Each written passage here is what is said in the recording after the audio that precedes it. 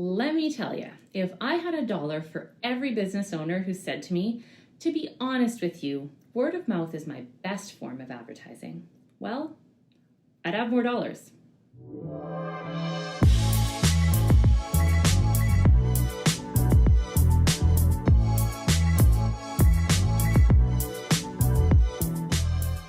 I'm Daria with Boost Strategic Coaching, business coach, speaker, former media rep. Word of mouth is great. If you're doing a good job for your customers and clients, then you should expect them to tell others. Whether you're advertising or not, the market will have a conversation about your business. All good businesses will grow by word of mouth. So the role of advertising is that it allows you to control your brand and influence what people say about you.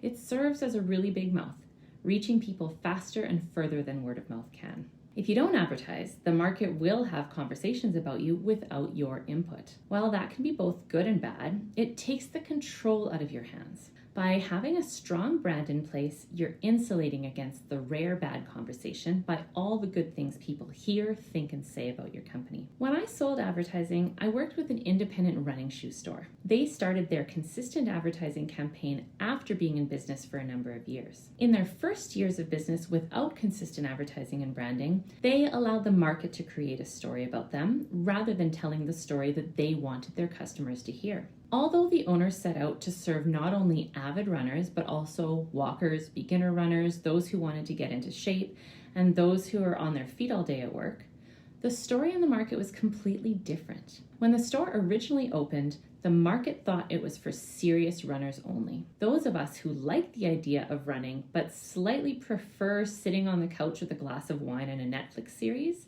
found it intimidating to walk into the store.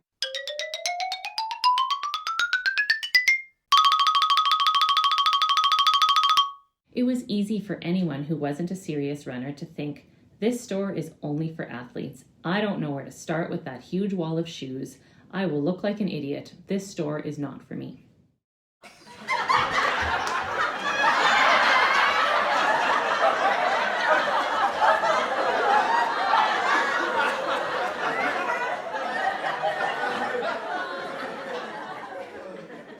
The business had succeeded in building a huge following of serious runners, but was missing the rest of their target markets.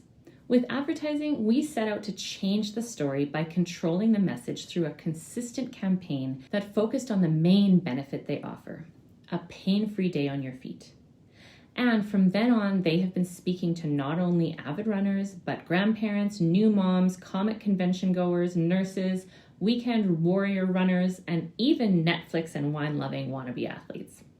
This local independent retailer succeeded in gaining new customers and reaching the markets that they truly wanted because they took control over the story being told about them and started consistently telling people what they were about and who they were for. They changed how people perceived them and invited customers in to have their feet measured and matched to the right shoes. They've been successful because they learned to start controlling the message, and they haven't stopped since. What does the market know about you? In the upcoming year, what steps do you need to take to control the story being told about you? And how will you share it consistently with the people who should be buying from you? I can't wait to hear all about you.